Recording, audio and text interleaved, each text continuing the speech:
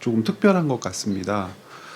아가서랑 마찬가지로 교회에서 가장 잘 읽히지 않는 책입니다. 그리고 오해를 많이 하는 책입니다. 아가서하고 비슷한 측면이 있는 것 같습니다. 오늘 에스더 1장부터 10장까지를 전체를 좀 살피려고 하겠는데, 에스더 말씀을 살피면서 요즘 우리의 삶을 돌이키는 소중한 기회가 되었으면 좋겠습니다. 여러분들 자녀들 가운데서도 그런 질문을 부모님들에게 하고 있는 친구들이 있을 것 같고, 또 교회에서도 자주 듣는 질문이기도 한데, 하나님께서 일하시는 것을 저는 보지 못합니다. 하나님이 지금 일하고 계신다는 것을 저는 듣지 못합니다. 저는 하나님께서 일하시는 것을 느끼지 못합니다. 하나님은 살아계신 것 맞습니까? 라고 하는 질문들이요. 하나님이 과연 일하고 계실까? 하나님이 일하고 계신다면 좀 봤으면 좋겠는데, 좀 들었으면 좋겠는데, 하나님이 나를 위해서 일하신다는 것을 내가 좀 느꼈으면 좋겠는데, 보이지도 않고 들리지도 않고 느낄 수도 없는 하나님의 통치와 섭리. 성경 안에서는 그런 질문들을 가진 사람들이 없었을까? 있었죠. 참 많이 있었죠. 우리가 하나님께서 일하신다는 걸 진술하고 우리의 믿음으로 받아들일 때 과연 어떤 자세여야 하는가? 성경을 읽으면서 가지고 있는 우리들의 그 잘못된 오해들 중에 하나가 에스더를 통해서 좀 드러났으면 좋겠고, 두 번째는 성경을 읽으면서 하는 두 번째 오해인데, 어떤 인물들을 참 중요하게 생각하는 우리들의 마음이에요. 에스더 그냥 좋아하시잖아요, 그렇죠? 왜 좋아하세요? 말 한마디 때문에. 죽으면 죽으리다. 옛날에 우리 그 안희숙 그 선교사님, 전사님, 죽으면 죽으리다라고 하는 영화도 보셨죠? 옛날 죽으면 죽으리다. 그 죽으면 죽으리다라고 하는 말 때문에 에스더를 좋아하고, 또 모르드게도 좋아하시죠? 그 총명함과 결기, 그 굳건함과 단단함. 어디서 그런 이미지를 가지게 되셨는지 혹시 살펴본 적 있으세요? 민족을 향한 충절, 사랑하는 마음. 여러분 에스더 읽으면서 그런 거 혹시 발견하셨습니까? 그러다 보니까 모르드게의 충절을 본받아서 살아야 되지 않겠는가. 참 멋진 남자다. 그래서 그러면서 이제 모르드게가 했던 말 한마디를 우린 또 기억해요. 이때를 위함이 아니냐. 이 말을 서로에게 참 많이 사용합니다. 교회에서도. 이때를 위해서 하나님이 너를 준비시킨 것 아니냐. 모르드게가 에스더에게 했던 말이지 않습니까? 이때를 위함이 아니냐. 모르드게가 왜 그런 말을 했는지 여러분들 좀 깊이 고민해 본 적 없으시죠? 그냥 그 모르드게의 그 말이 좋은 거예요. 곤란한 상황에서 혹은 그 악의가 맞는 것 같은 환경을 좀 확인하고 싶고 말하고 싶을 때 우리가 잘 써먹는 말입니다. 그래서 에스더나 모르드게나 그 우리에게 있어서 참 친근한 인물인데, 그 모르드게 이름의 뜻이 뭔지 혹시 아세요, 여러분? 마르둑을 섬기는 자라는 이름의 뜻을 가지고 있어요. 마르둑이 누군지 아세요? 바벨론의 주신이죠. 고대 근동의 주신입니다. 그들에게는 가장 강력한 엘로힘이었습니다. 모르드게라고 하는 이름 뜻 자체가 마르둑을 경배하는 자라고 하는 이름을 가지고 있어요. 조금 있다가 이제 에스더를 살펴보시면 알겠지만, 모르드게를 소개할 때 베냐민 지파라고로부터 시작을 합니다. 기스 가문, 그의 할아버지 조부, 그의 부친 등등등을 이야기하면서 그의 이름 모르드게. 이게 얼마나 그 치욕스럽고 가소로운 그런 가문 소개인지 여러분들 아셔야 합니다. 베냐민 지파에서 마르둑을 섬기는 자가 나왔다. 에스더서의 전체적인 배경도 여러분 살피셔야 합니다. 고레스 칙령 이후에 이스라엘 백성들이 유다로 복귀하죠. 약 한 5만 명 정도가 복귀합니다. 그 5만 명이 복귀하고 나서 에스더가 기록되었거나 에스더라고 하는 인물이 활동했던 시대가 아하수에르, 우리가 소위 크세르크세스라고 하는 페르시아 대왕 시대라고 부르죠. 아하수에로는 크세르크세스를 가르치는 명칭입니다. 성경 에스더 1장 1절에서도 기록되어 있는 것처럼 인도에서부터 구스까지, 그러니까 동쪽의 가장 끝 영토에서부터 북아프리카 인근까지를 다 점령했고, 이후로는 어디까지 점령에 들어가냐면 헬라의 중심부인 아테네까지 점령하고 스파르타까지 다 점령했던 그 위대한 대왕입니다. 그런데 이 크세르크세스가 통치했을 때 이미 유대인들은 복귀한 후였어요. 아주 오랜 시간이 흘렀습니다. 그러면 지금 그 에스더나 모르드게는 어떤 사람이란 뜻이죠? 고레스에 의하여 칙령이 반포되고 유대로의 복귀가 허락되었음에도 불구하고 복귀하지 않고 버티고 있는 사람들이에요. 이유가 왜라고 생각하세요? 이들의 믿음이, 신앙이, 하나님의 언약에 대한 소망이 그들에게 강력했었고, 우리가 에스더를 통해서 모르드게를 통해서 확인하고 싶었던 충절이라고 하는 것이 사실이라면 그들은 페르시아 땅에 남아있으면 안 되죠. 하나님의 언약을 좇아 예루살렘으로 돌아가야죠. 근데 이 사람들은 돌아가지 않았어요. 근본적으로 페르시아 땅 자체에 자기들의 삶의 터전이 있었고 수십 년 동안 구축해왔던 그 가문의 힘이라고 하는 것이 있었을 것이고, 그것을 버릴 수 없고 놓을 수 없었죠. 그럼 유다 땅에서는 어떤 일이 벌어지고 있었습니까? 성전 중건 이후, 그 다음에 예루살렘 성벽 재건 이후에 계속해서 닥치는 이방 족속들과의 다툼, 고통, 성전 재의가 시작되었음에도 불구하고 변하지 않는 유다 민족의 어떤 지위, 페르시아 제국으로부터의 어떤 강렬한 압제, 통치, 그 다음에 가중한 세금, 온몸이 부서져라 일해도 이전의 영광으로 회복되지 않는 유다 땅의 그 처참한 형실. 그런데 에스더와 모르드게는 페르시아에서 무슨 짓을 하고 있었냔 말이에요. 그러니까 이런 전반적인 내용들을 살펴볼 때 에스더와 모르드게를 좋아할 수가 없어요. 반역자들이죠. 처단해야 될 인물들이에요. 에스더와 모르드게라고 하는 이 사람을 교회 안에서 높일 하등의 이유가 없습니다. 그럼 이 에스더와 모르드게를 보면서, 에서서를 보면서 우리가 확인해야 될 지점은 아주 다른 방향으로 흘러가야 옳죠. 그럼에도 불구하고 우리는 그냥 들은 풍월들이 있는 거예요. 죽으면 죽으리다. 이 결기. 하나님 앞에서 믿음을 수호하기 위한 고백이 아니었음에도 불구하고 그 말 하나가 멋진 거예요. 그래, 주님의 일을 감당하고 주의 백성으로 살려면 이 결기는 있어야지. 이때를 위함이 아니냐.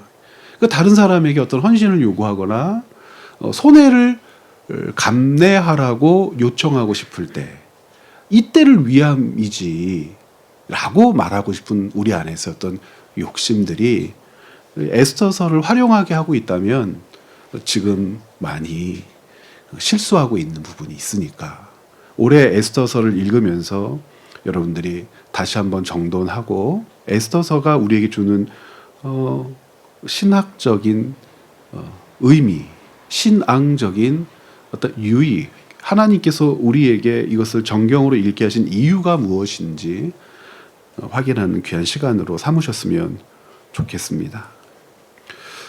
지난 주일날 그런 말씀을 나눴었잖아요. 마실 물이 없는 것이지 하나님이 없는 것 아니다.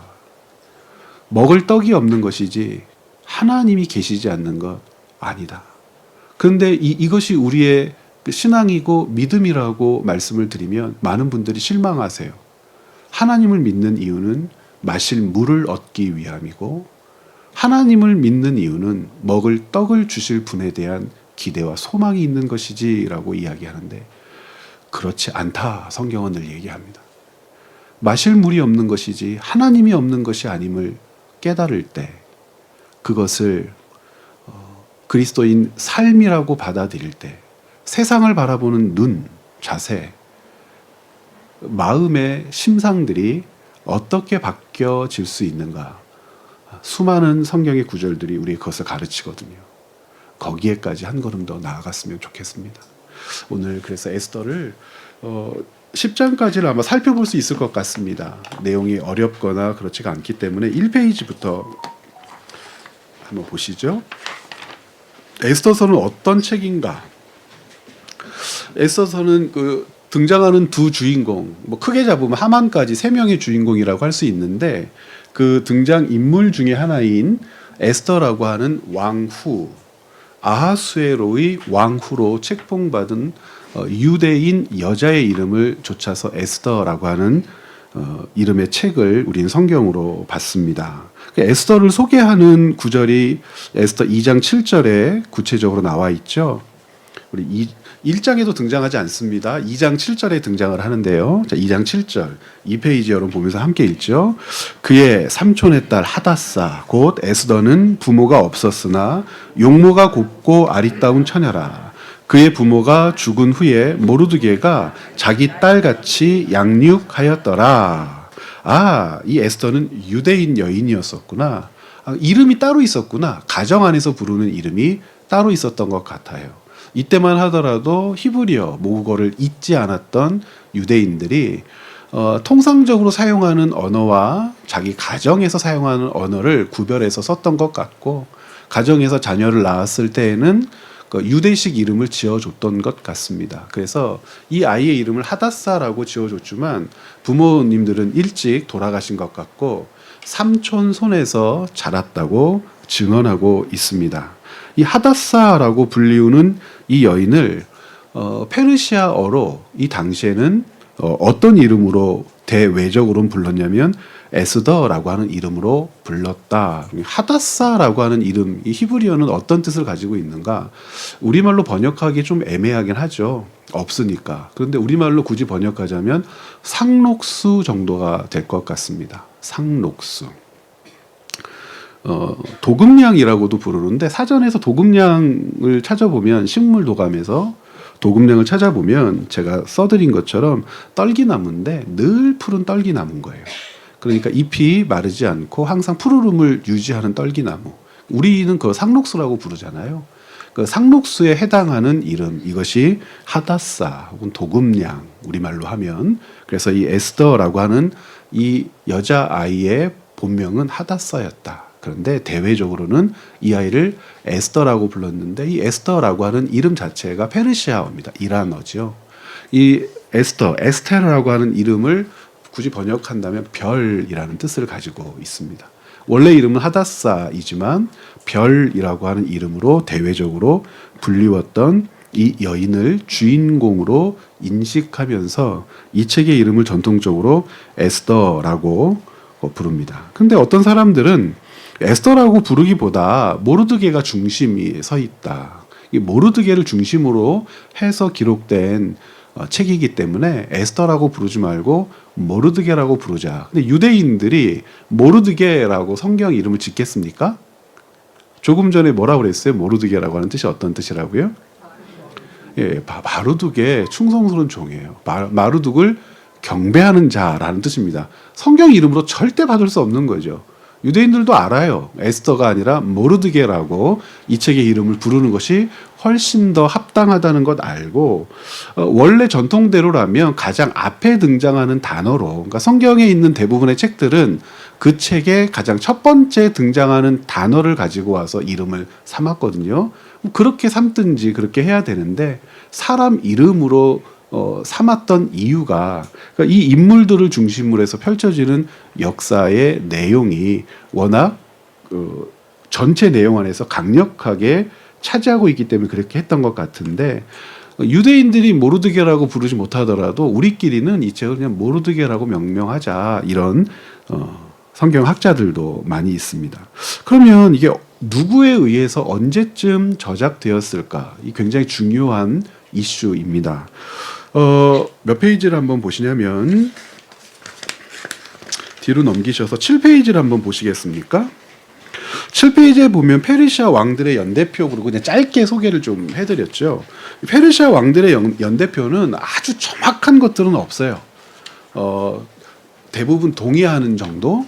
그런데 그 이 순서는 크게 이제 저항을 받지 않는 순서로 해서 우리가 통상 성경에서 유대인들, 그러니까 바벨론 시대가 끝나고 페르시아 시대로 넘어가면서 다니엘이 총독의 직을 다시 한번 맡게 될 때에 페르시아 왕 바사 왕이 등장할 때 고레스라고 부르지 않습니까? 다니엘서를 공부할 때도 여러분들하고 이야기를 나눴었지만 이 고레스라고 하는 이름이 사람 이름이냐 혹은 칭호냐라고 하는 논쟁이 있어요. 어떤 논쟁이냐면 예를 들면 로마에서 황제를 지칭할 때 카이사, 시저라고 부르지 않습니까? 옥타비아누스를 불렀을 때의 그 이름을 전통으로 해서 첫 번째 황제의 칭호 이후로 로마에서는 황제의 이름들이 길지만 통상 그냥 시저라고 불렀던 것과 같이 사람 이름이 국호로 변한 것, 국왕을 칭하는 호칭으로 변한 것 아니냐 이런 논쟁이 있습니다. 애굽에서는 왕을 뭐라고 부르죠? 바로라고 부르고 우리나라 고조선 때는 왕을 뭐라고 불렀죠? 단군이라고 부르지 않았습니까? 단군은 한 사람을 칭하는 게 아니라 우리가 알고 있는 단군은 단군 추나 아닙니까? 그러니까 이 고대 시대에는 왕에 대한 호칭이라고 하는 것이 굉장히 중요했었는데 첫 번째 통치자가 어떤 위용을 떨쳤느냐에 따라서 그 왕의 호칭을 삼았던 경우, 그래서 페르시아 제국의 왕 바벨론 제국을 무너뜨리고 페르시아 제국을 시작했던 이 고레스라고 하는 사람의 영향력 때문에 성경에 여러 고레스가 등장하는데 이 고레스는 아마도 당시에 페르시아의 왕을 부르는 어떤 왕호였을 거다. 그만큼 이 고레스는 대단한 왕이었죠. 이 고레스를 부르는 일반적인 역사적 호칭은 시스루라고 하는 이름을 가지고 있습니다.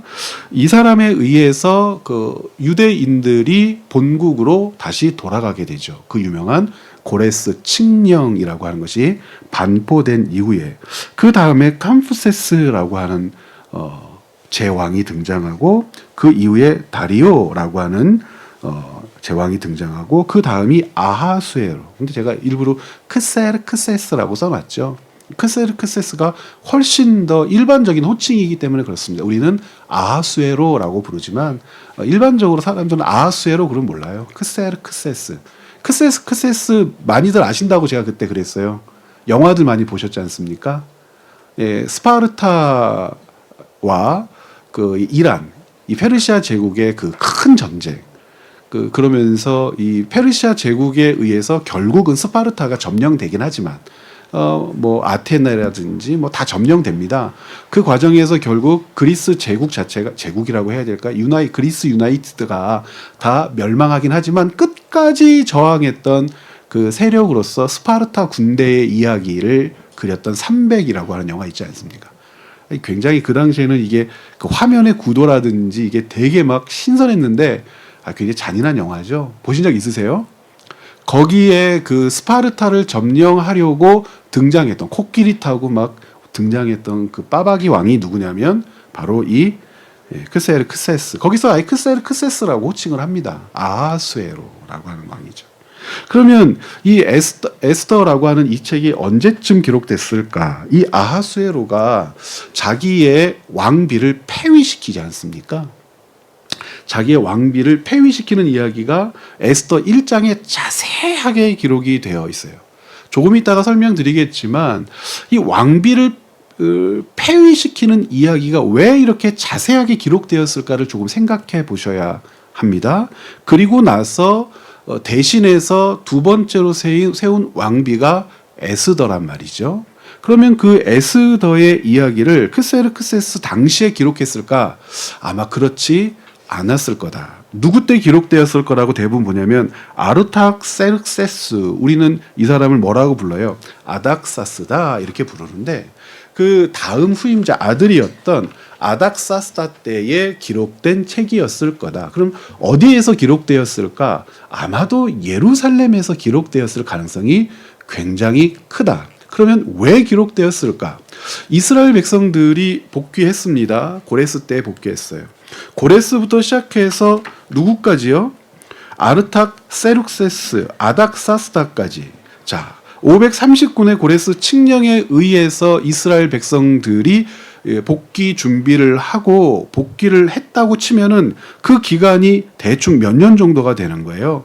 적어도 7, 80년 이상이 될 거란 말입니다.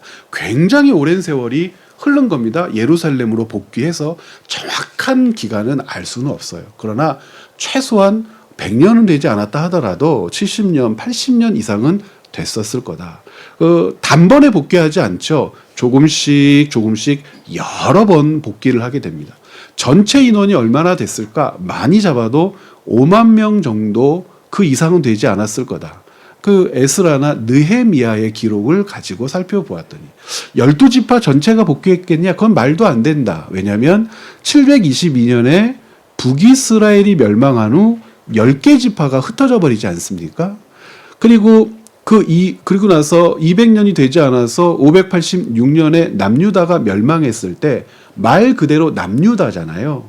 남유다에 모여 있었던 지파는 몇 개 지파예요? 3개 지파란 말입니다. 베냐민, 유다, 그리고 레위 지파가 주로 있었고, 레위 지파의 상당수도 제사장 그룹이라든지 혹은 성경, 신학 교육을 위해서 각 지파별로 흩어져 있던 자들이 북이스라엘 멸망 때에 다 끌려갔기 때문에 주 세력이 남유다에 머물러 있었다 하더라도 그 숫자는 많지 않고 전체 유다를 구성하고 있는 주요 지파는 유다 지파였을 건데 586년에 바벨론 포로로 끌려간 이후에 거기에 있었던 자들이 복귀하는 것이고, 고레스가 바벨론이 점령했던, 그리고 그 옛날 아수르가 점령했던 땅 전체를 점령하면서 복귀해도 좋다라고 하는 칙령을 내렸을 때에 바벨론을 기점으로 해서 유다 백성의 복귀를 이야기하는 것이나 바벨론을 기점으로 해서 아수르에 의해서 멸망한 북이스라엘까지의 복귀를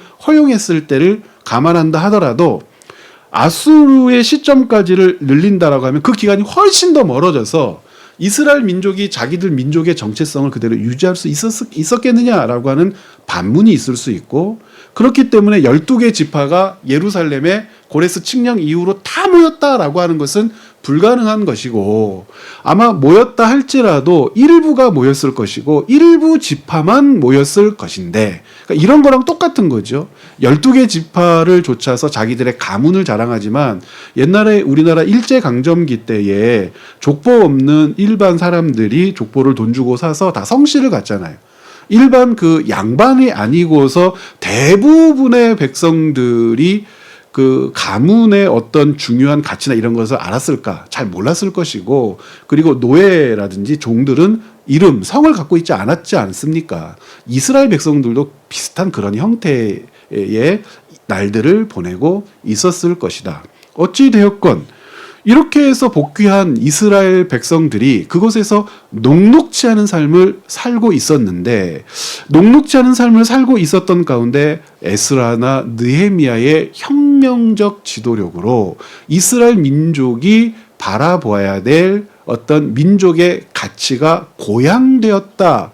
근데 고양되었음에도 불구하고 고양된 것만큼 이스라엘 백성들이 단일 체제, 단일 대우를 유지하지 못했던 이유는 성전 제의를 통하여 회복된 이스라엘 공동체의 기대했던 모습을 누리지 못했기 때문이고, 이 기대했던 것을 누리지 못했던 이스라엘 공동체 안에 분열의 기조라든지 어떤 실망의 기조라든지 어떤 그 절망의 기조 같은 것이 끊임없이 대두되었을 것이고, 그러한 어려움 가운데 있었던 이스라엘 민족 공동체, 정확하게는 복귀한 유다 공동체에게 복귀한 이스라엘 민족의 어떤 위대함, 하나님의 언약과 맞물려 우리가 붙들어내야 될 민족의 가치, 그러면 그것이 어떻게 지켜졌는지, 지금도 어떻게 지켜지고 있는지를 교육하고 가르쳐야 하는데, 지금도 하나님께서 우리를 위하여 일하고 계신다는 사실을 가르치고 보여주기에 가장 가까운 근래의 역사가 어떤 것이겠느냐는 거예요. 아하수에로 왕 때에 이스라엘 백성들이 죽음에서 놓여 해방되고 민족의 정체성을 유지했던 사건만큼 좋은 게 없지 않겠느냐는 거죠. 70년 전에 고레스를 기점으로 해서 70년 전에 하셨던 언약이 성취되어 우리가 돌아왔어. 그런데 언약이 성취되어 돌아왔지만 이스라엘 민족의 부흥은 일어나지 않았어. 그러면 우리는 도대체 뭐냐라고 할 때 우리는 하나님의 백성이야. 하나님이 우리와 함께 계셔라고 하는 분명한 사실을 일깨우기 위한 증거의 역사로 가장 좋은 것. 첫 번째는 다 기억하고 있는 역사여야 한다는 거죠. 누구나 동의하는 역사여야 한다는 거죠. 그게 어느 때의 역사냐는 거예요. 바로 우리가 언제 기록된 거로 보자고 그랬어요? 아하수에로 다음에 아닥사스다 때에 기록된 에스더. 그러면 바로 아닥사스다의 아버지였던 크세스 때에 있었던 역사를 가지고 와서 이스라엘 백성들에게 이야기한다면 이스라엘 백성들이 자기들이 누구인지에 대해서 더 분명하게 확인할 수 있게 되지 않았겠느냐. 기록 목적은 그랬을 것이다. 그러니까 누가 기록했을까? 이스라엘의 민족 지도자들 가운데, 종교 지도자들 가운데에 이와 같은 이야기를 기억하고 있는 자들이 기록하지 않았을까라고 보는 것이죠. 3페이지로 보면은요. 그래서 수신자 및 기록 배경을 보면 수신자는 페르시아 시대의 한 중심에 있었던 유대 민족들, 그 중에서도 수산궁에 머물러 있었던 사람들이 있었을 것이고 예루살렘으로 복귀했던 사람들이 있었을 것인데 특별히 예루살렘에 복귀한 사람들에게는 어떤 문제들이 있었는가? 몇 번째 줄을 보시냐면 3페이지 네 번째 줄. 이렇게 생각할 수 있는 이유는 거기서도 한번 보시겠습니까? 페르시아 시대에 팔레스타인으로 복귀한 이스라엘 백성에게 이전에 경험한 이스라엘 민족의 정치적 승리 사실을 다시 한번 고취시켜야 할 필요가 이 당시에 있었던 것으로 보인다는 거예요. 어떤 필요들이 있었냐? 당시 팔레스타인 지역에 남아있는 이스라엘 민족.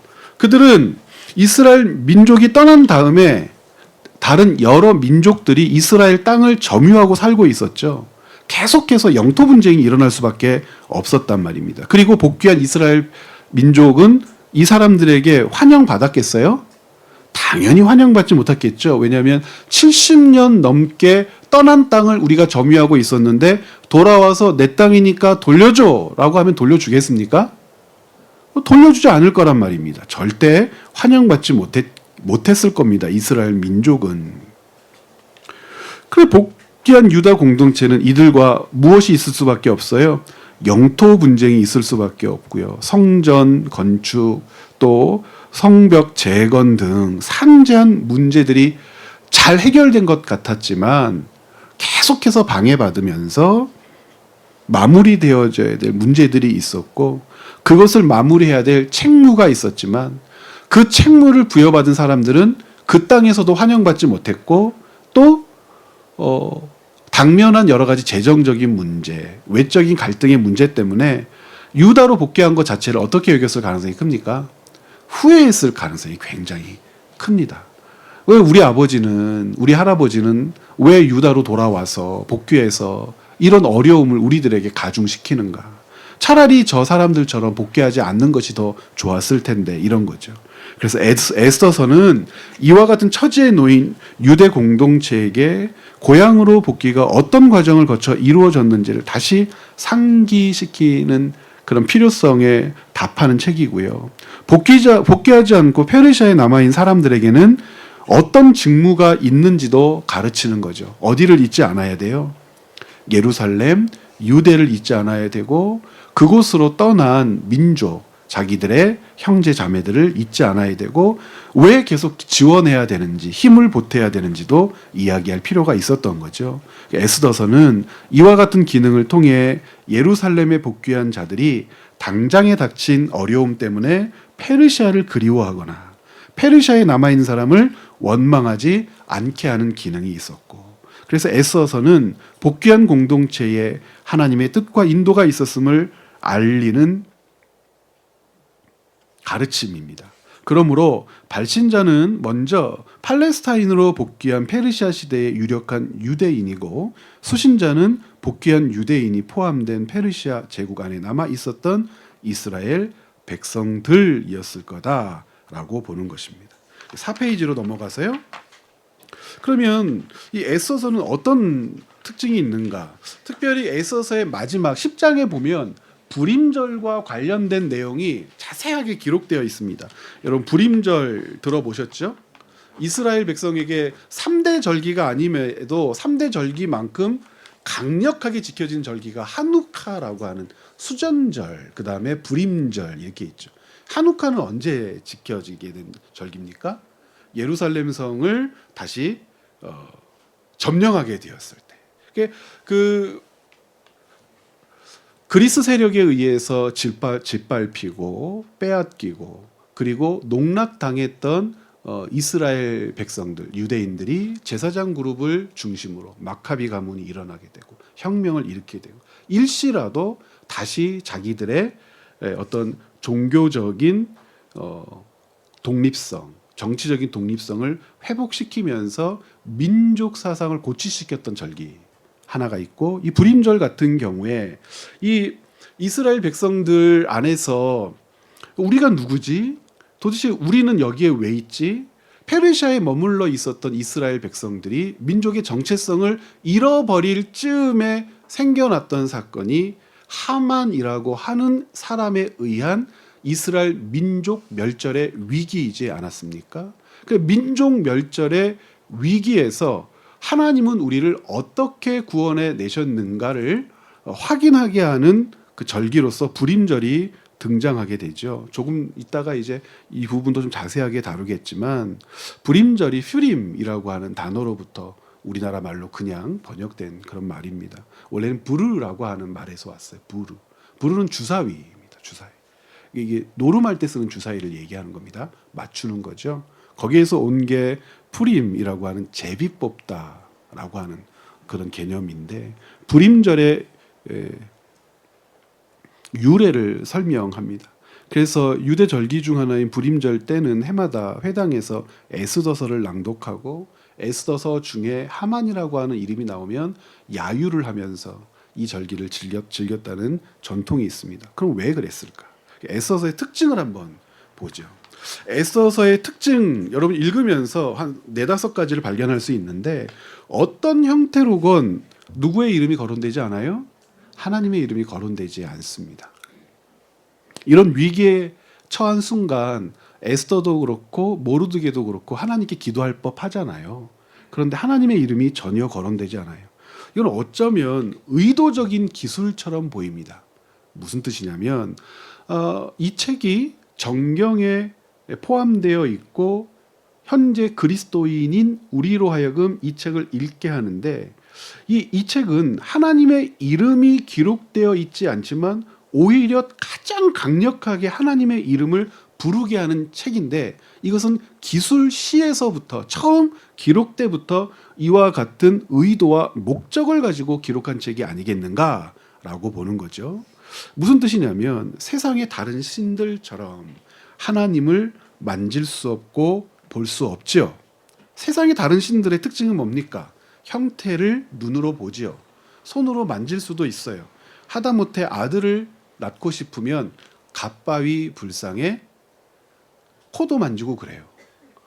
그거 갈아서 먹으면 아들 난다고 그러지 않습니까?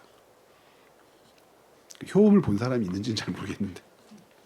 그런데 하나님은 볼 수도 없고 만질 수도 없어요. 그러나 세상은 보이지 않는 하나님의 섭리와 통치 아래 놓여 있다는 이 역설을 기록의 역설을 통하여 우리에게 보여주고자 함이었다.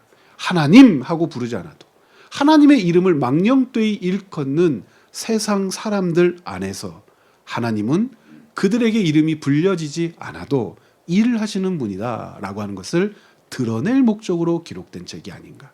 두 번째는 어떤 책이 있냐면 여성의 이름으로 된 2편의 성경이 있죠. 뭐뭐 있어요? 룻기, 에스더 이렇게 있습니다. 에스더서는 여성에 대한 유대인의 전통적 시각을 어떻게 합니까? 뒤집어 버려요. 그런데 왜 그렇게 됐다고 조금 전에 설명드렸어요. 모르드게서라고 부를 수 없는 이유. 그 모르드게서라고 부를 수 없는 이유가 오히려 이 책을 에스더라고 부르게 한단 말입니다. 그러면 이와 같은 뒤집어지는 역사를 통해서 우린 뭘 보냐? 유대인은 아침에 일어나서 두 가지 제목의 감사 기도를 드렸다고 알려져 있어요. 지금도 전통 랍비 유대인들은 이런 가르침을 줬습니다. 첫 번째가 뭐예요? 나를 남자로 만들어줘서 감사합니다. 이렇게 진짜로 기록했어요. 두 번째는요? 나를 이방인으로 태어나지 않게 해주셔서 감사합니다. 그런데 이런 유대인들의 배타성, 남녀 차별성을 고려할 때 여인의 이름으로 된 성경을 정경으로 받는다는 것은 가능합니까? 불가능합니까? 불가능하죠. 이들은 그들이 가지고 있었던 신앙과 하나님에 대한 오해 때문에 오히려 여성의 이름으로 된 성경을 갖게 된 아이러니가 있어요. 세 번째는 신약 성경은 에스더를 단 한 차례도 언급하지 않습니다. 인용하지를 않아요. 사회사본에도 에스더서의 필사본은 발견되지 않아요. 사회사본에도 에스더서의 필사본이 발견되지 않는다는 것은 에스더서의 권위를 외적에서 인정해 주는 요소들이 발견되지 않는다는 거예요. 다른 거는 필사본들이 없어도 예수님이 혹은 사도들이 혹은 어떤 가르침 안에서 직간접적으로 구약의 기록들이 인용되어서 구약 기록이 가지고 있는 권위를 보충해 준단 말이에요. 아, 하나님의 말씀이지 하고. 그런데 에스더서는 예수님이 신약 성경에서 직접 언급을 안 해. 두 번째는 사회사본 같은 고대사본에서도 이 필사본이 발견되지 않아. 그럼 에스더서는 뭘 스스로 확보할 수가 없습니까? 권위를 스스로 확보할 수가 없어요. 그러면 이 에스더서를 묶어서 남겨서 정경으로 우리에게 주시기 위해서 하나님이 엄청나게 노력하셨다는 걸 알 수 있겠죠. 사람들은 어디에서 성경의 권위를 확보하면서 그것을 정경으로 묶어 우리에게 소개시켜 주려고 그래요. 역사적인 기록이라든지 혹은 신약의 인용이라든지. 그런데 그것이 굉장히 중요한 요소임에도 불구하고 그러한 요소가 에스더서에 없는데 에스더서는 정경에서 빠지지 않았어요. 오히려 아가서 같은 경우에는 빼자고 했던 사람들이 굉장히 많습니다. 그런데 에스더서는 의외로 그런 일들이 거의 없었단 말이에요. 이 책을 꼭 읽게 해야 했던 하나님의 뜻이 있구나라고 하는 것을 알 수 있죠.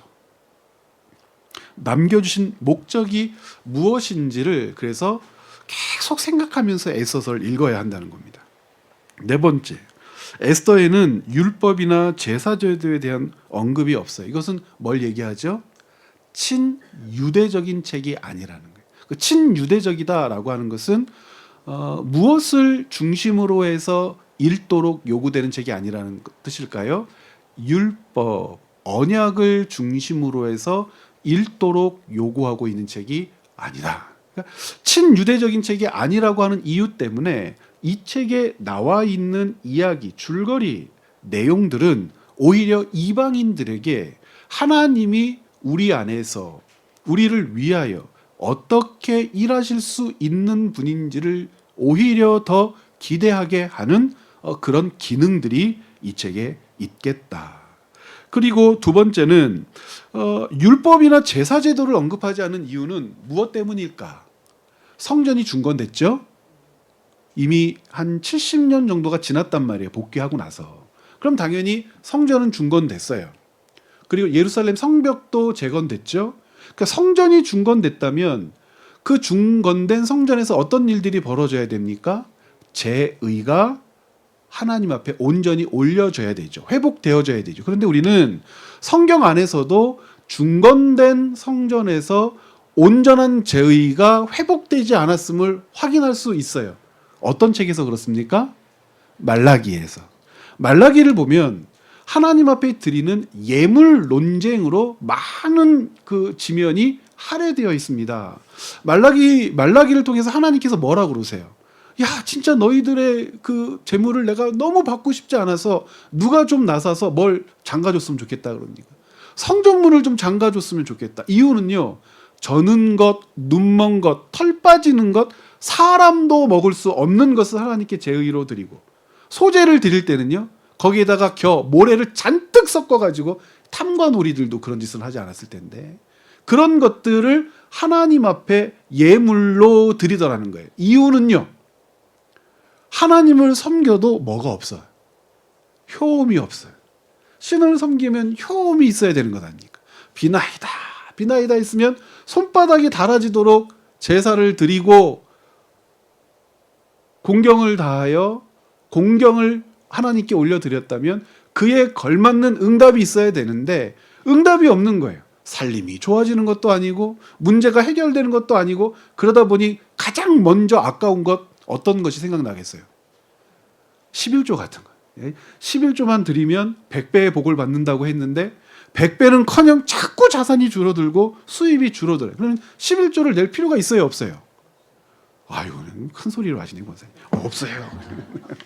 없다고 이 사람들도 생각을 하는 거예요. 그러다 보니까 머리를 쓰는 거죠. 11조는 냈다고 이야기는 듣고 싶어요. 그렇죠? 냈다고 이야기, 어떤 교회들은 11조 헌금자 주보에다 게시하잖아요. 얼마 전에 제가 집회를 갔는데 그 목사님 그렇게 안 받는데 거기도 그렇게 해놓더라고요. 주보에다가. 근데 순서가 재밌어요. 원래 가나다 순으로 그래도 해야 되지 않습니까? 가나다 순이 아니야. 이게 도대체 무슨 순서일까? 제가 깨달았어요. 이게 오름차순일까요? 내림차순일까요? 많이 낸 순서대로 적어. 그리고 재밌는 게 어떤 이름은 2번씩 나와.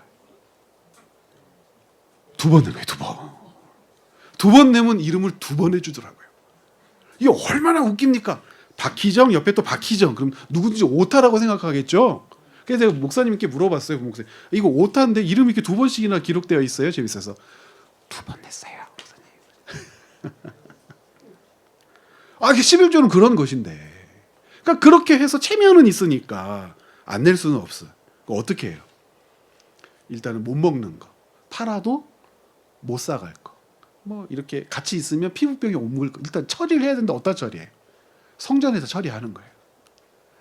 그런 짓거리를 했단 말이에요.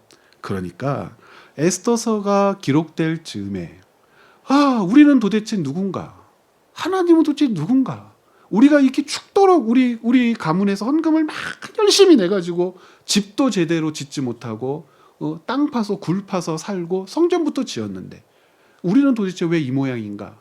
라고 생각하면서 성전 제의는 형식만 남고 본질은 다 떠나가 버렸기 때문에 에스더서에는 이 성전 제의 자체를 뭐하기를 거절하더라.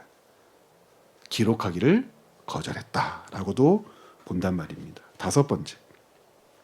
포로복귀 시대에 기록된 성경, 대표적으로 에스라, 느헤미야 같은 성경이 있죠. 주인공에게 기도는 매우 중요한 하나님과의 교제 수단이죠. 이에 반해 에스더서는 모르드게나 에스더가 뭐 했다는 기록이 없어요? 기도했다는 기록이 전혀 없습니다. 하나님의 뜻이 이스라엘 민족에게 얼마나 5페이지로 넘어가세요. 깊이 감추어져 있었는지 또는 이스라엘이 하나님의 섭리에 대해 얼마나 무감각했는지를 보게 한단 말입니다. 그런데 우리는 오히려 여기서 반전의 기록을 목격하게 되죠.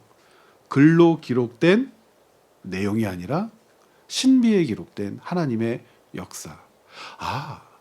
이런 깨달음이 이런 생각이 그래서 우리 안에서 생겨나게 되는 겁니다.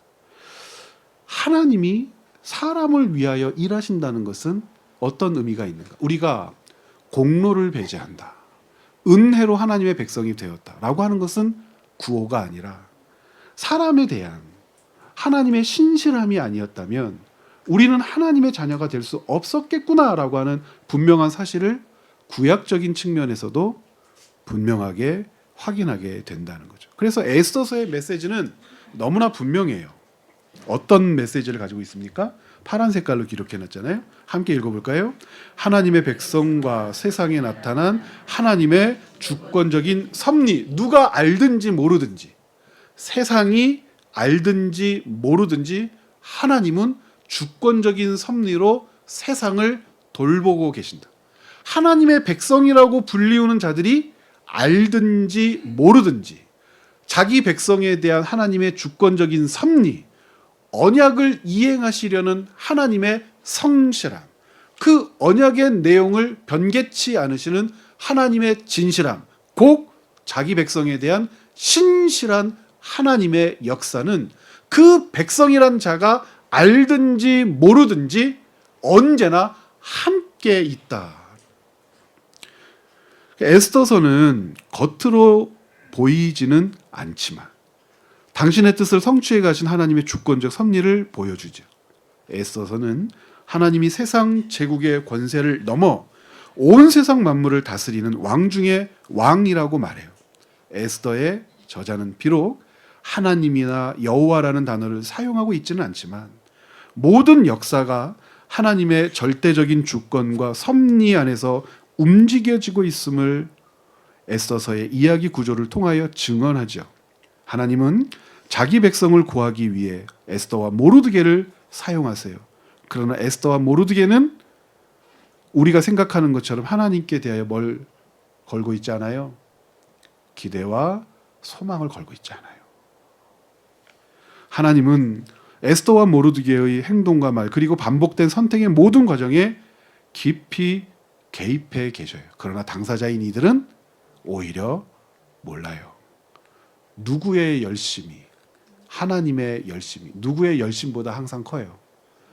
사람의 열심보다 항상 커요. 사람의 열심이라고 하는 것은 부딪히면 포기되어지게 되고 부딪히면 자멸해요. 그러나 스스로가 포기하고 자멸했다고 절망적인 상황이라고 주저앉아 있음에도 불구하고 누가 포기하지 않으세요? 역사를 주관하시는 하나님은 우리의 삶을 포기하지 않으시다는 거예요. 이게 너무나 놀라운 거예요. 나는 못하겠다고, 나는 못한다고, 나는 아니라고, 나는 끝장났다고 내가 선언을 했어요. 그런데 누가 선언하지 않는 이상 끝이 안 나요. 근데 하나님은 그런 선언을 하십니까? 하나님은 선언을 안 하신다는 거예요. 그러니까 우리가 유지하는 생명이라고 하는 게 우리의 삶 그리고 우리에게 임한 하나님의 구원이라고 하는 게 역사적으로 반드시 성취될 겁니다. 제가 왜 역사적으로 반드시 성취될 거라고 얘기합니까? 살아있든지 죽어있든지 하나님이 통치해 가시는 주님의 섭리의 역사는 지속될 것이기 때문에 그렇습니다. 그것이 우리의 열심이나 어떤 우리의 헌신이나 우리가 가지고 있는 특별함으로 만들어지거나 얻게 되는 것이 아니라고 우리는 하나님 앞에서 우리 스스로를 고백할 수밖에 없죠. 살면서 여러분 얼마나 그런 일들이 있으셨는지 모르겠어요. 나는 끝났어 하고 포기해 보신 적 있으세요? 야, 망했어. 이건 이제 더 이상 될 수 없어. 아, 이제 이건 여기에서는 어떤 가능성도 없어.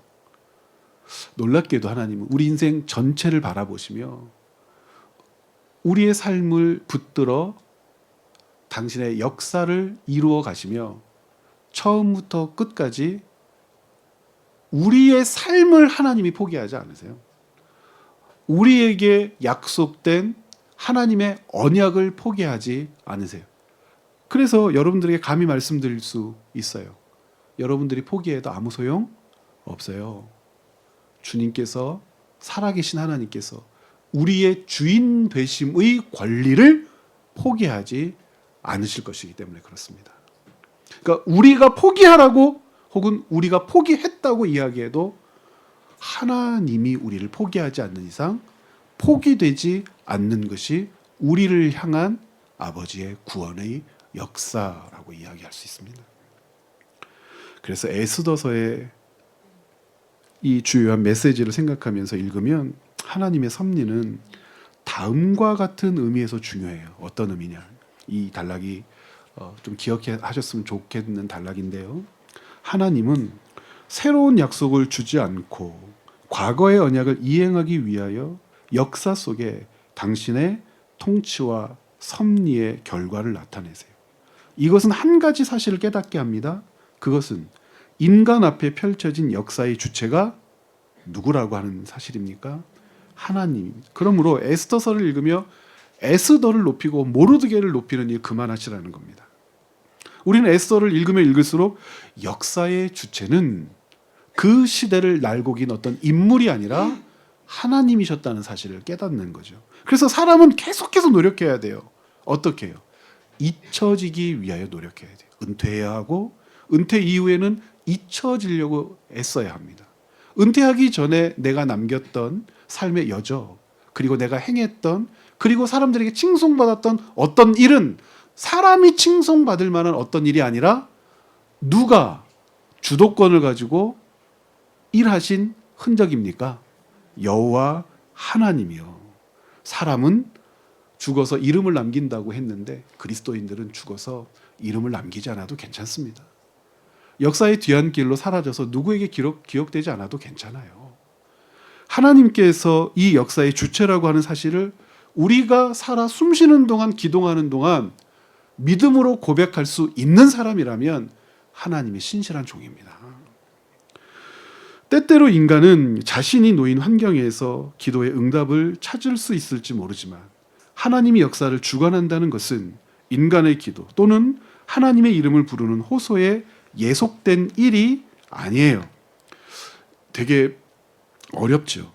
하나님의 역사라고 하는 것이 우리의 기도에 예속되거나 우리의 어떤 열심과 헌신에 예속됩니까? 그렇지 않단 말입니다. 우리의 기도가 눈으로 목격되지 않을 수 있어요. 즉 응답이 우리의 헌신과 열심이 어떤 열매로 나타나지 않을 수도 있어요. 그럼에도 불구하고 실망하지 않는 이유는 하나님이 포기하지 않는 역사를 지금 내가 살고 있고 내가 따지 못하는 열매가 없다고 해서 딸 수 있는 열매가 없다고 해서 실망하지 않는 이유는 하나님이 주도권을 가지고 나를 위하여 우리를 위하여 일하시는 역사의 과정에서 내게 어떤 역할을 맡기신 것은 아니에요. 열매를 딸 역할은 맡기신 것이 아니에요. 어떤 일이 있을 수 있어요? 열매를 따는 역할을 나는 맡지도 않았는데 어떤 사람에게는 나보다도 못한 사람, 나보다도 유명하지 않은 사람, 나보다도 갖춘 것이 없는 사람에게는 하나님이 어떤 역할을 맡기실 수 있어요? 힘들여서 열매를 따는 역할을 그 정도라도 맡기셨으면 좋겠는데 딴 열매를 먹는 역할을 맡기실 수도 있어요. 이것을 인정할 수 있냐는 거예요.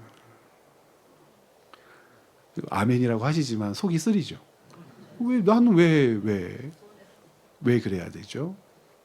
시대의 사람, 우리는 시대의 사람들에게 참 많은 빚을 지고 있습니다. 봉오동에서 청산리에서 그 옛날 엽총 환자로 없어서 낯들고 몽둥이 들고 일본 제국주의와 맞서서 이슬처럼 사라져간 시대의 사람들이 있어요.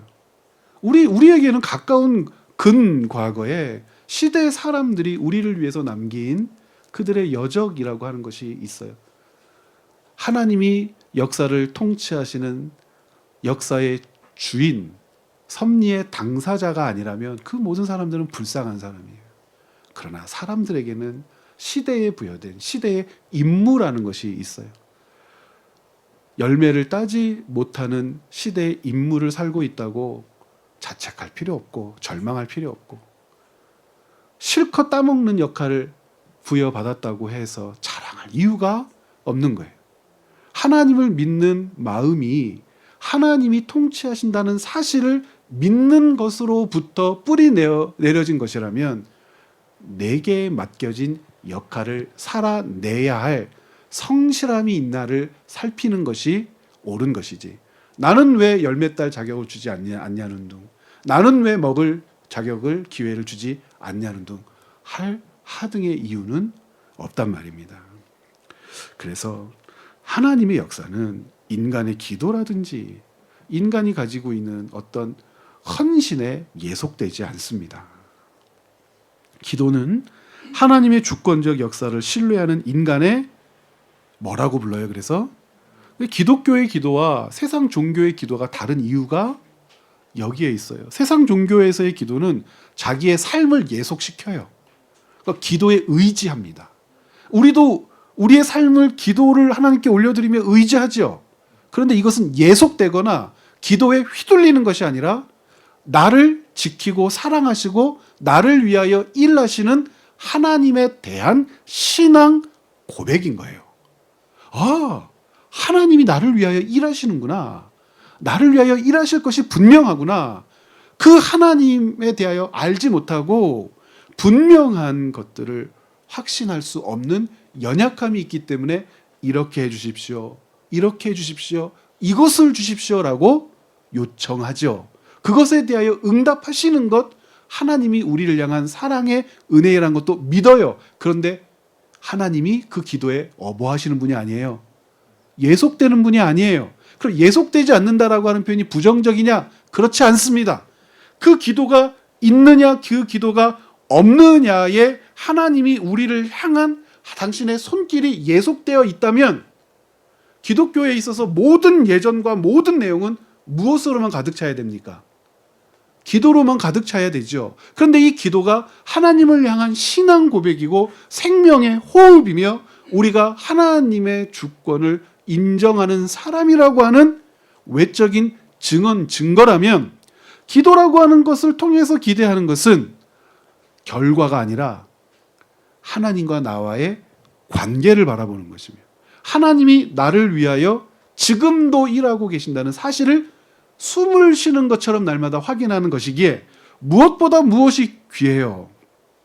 나타나는 현상과 결과보다 나라고 하는 존재, 하나님과 나 사이에서 끊임없이 확인하고 붙들어야 될 본질적 관계가 훨씬 더 중요하다는 사실을 알게 되는 거죠. 그래서 우리의 출발점이라고 하는 것을 지난번 우리 지지난주죠. 수요일 날에도 확인했던 것처럼 어떤 출발점에서 우리의 삶은 시작되는 겁니까? 아들이며 딸이며 자녀이며 상속자이며 하나님 나라 백성이라고 하는 사실로부터 펼쳐지는 역사예요.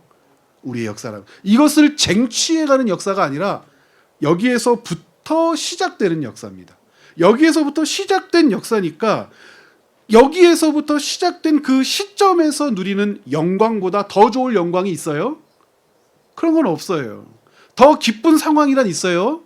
없어요. 그럼 어떤 슬픔도 어떤 아픔도 우리가 현재 취하고 누리고 있는 하나님 자녀, 백성됨, 상속자, 하나님 나라의 은혜의 당사자라고 하는 사실을 붙들고 있다면 살면서 맞이하게 되는 눈물의 여정을 넉넉히 이길 수 있는 우리가 되도록 하나님은 우리를 붙들어 내실 거란 사실이에요.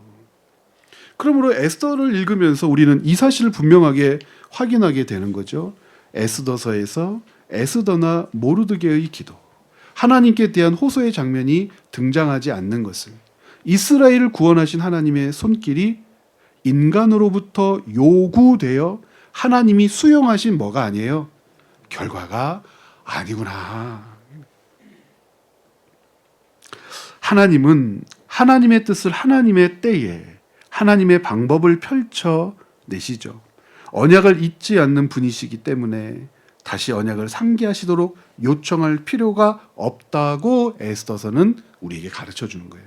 에스더서는 이와 같은 측면의 신앙을 가르치는 중요한 메시지를 담고 있죠. 그래서 에스더서는 굉장히 중요한 성경 중에 하나가 되는 것이죠. 그렇다면 하나님이 자기 백성의 기도와 회개에 대한 응답으로서 그 백성을 구원하시는 것이 아니라는 에스더서의 주제를 어떻게 이해해야 되는가? 굉장히 곤란한 이해의 지점이 있단 말이에요. 분명히 하나님께서는 유다의 타락과 제국들의 타락으로 인해 인류를 죄에서 구원해내려는 하나님의 뜻이 방해받는 것을 뭐하지 않으세요? 용납하지 않으셨다는 것이 에스더서가 주고자 하는 주요 메시지 핵심 중에 하나예요. 그래서 더 적극적으로 일하신다는 겁니다. 무엇 없이요. 기도와 요청과 헌신 없이. 하나님은 세상 나라의 어떠한 방해에도 불구하고 인류 구원의 언약을 반드시 이루어내시죠. 페르시아 제국에서 생명을 보존한 유다 민족의 역사는 같이 한번 읽어볼까요? 언약에 신실하신 하나님의 통치 아래서 거둬진 결과라는 겁니다. 자, 여기에 인간의 지혜나 열심, 용맹은 하나님의 섭리를 드러내는 하나님이 사용하는 뭡니까? 도구입니다. 주의해야 할 것이 있어요. 주의해야 할 것은 에스더서는 하나님의 자녀가 회개치 않아도 하나님은 그들을 구원하신다 이런 뜻이 아니에요. 지금까지 설명을 그렇게 알아들으셨으면 절대 안 됩니다. 우리 기도가 아무 쓸모 없으니까 살려주세요. 뭐 장사 잘 되게 해주세요. 그런 기도할 필요가 없겠네. 이러면 됩니까? 그러한 요청이 없어도 일하실 수밖에 없을 만큼 악한 세상을 용납하지 않으신다는 거예요. 세상에 제국의 방해가 있잖아요. 바벨론 이후에 페르시아 제국을 이 땅에 내신 하나님, 페르시아 제국 이후에 헬라 제국을 이 땅에 내신 하나님, 하나님의 통치와 섭리가 분명함에도 세상 제국과 그의 왕들과 사단과 세상 나라의 권력자들은 하나님의 일을 방해할 수 있다고 착각하면서 하나님과 대립해요. 그때는 하나님이 어떻게 일하신다는 겁니까? 우리보다 앞서 빨리 적극적으로 일하세요.